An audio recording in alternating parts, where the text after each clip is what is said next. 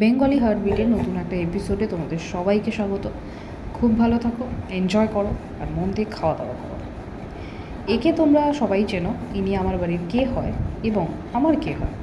তবে তোমরা যেটা জানো না সেটা হচ্ছে কতটা আদর পেলে একজন বাদর হয়ে উঠতে পারে, আর সেটাও এই সাংঘাতিক লেভেলের আদর, এবং বাদরামিটাও সাংঘাতিক লেভেলের।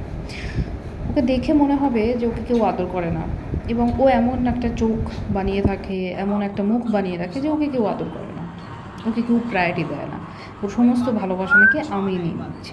কিন্তু আসলে এটা উল্টোটা হয়, আমার সমস্ত ভালোবাসা ও নিয়ে নেয় এবং নিয়ে নিয়েছে। শুধু ও না, চিংড়িবাবুও নিয়ে নিয়েছে। যাই হোক, আপাতত তো ওই ভিডিও দেখছো তোমরা, দেখো কি ভোলা ভালা একটা মুখ করে বসে আছে এবং কতটা আরামপ্রিয় যে বালিশের উপর মুখ রেখে মাথা রাখতে হবে, আর সবাই ওকে চুলকে দেবে। ওর মাথাটা একটু চুলকে দিতে হবে, ওর গায়ে চুলকে দিতে হবে, পিঠে চুলকে দিতে হবে। কত আবদার দেখো ওর। আর দেখো দেখো দাঁতটা কীভাবে রেখেছে, দেখো এই দাঁতগুলো আসলে কোনো কাজের না। ভগবান ওকে শুধু দাঁতগুলো দিয়েছিল, কিন্তু তার ইউটিলাইজ ও করে না, একদমই করে না। ও কাউকে কামড়াতে জানে না, ও কিছুই করতে জানে না। ও শুধু একটু চিকেন খাবার সময় বা মাটন খাবার সময় মাঝে মধ্যে তখন ও দাঁতগুলোকে কাজে লাগায়। যাই হোক, তোমরা ভিডিও দেখতে থাকো আর ও আদর খেতে থাকো আর লাইক করো।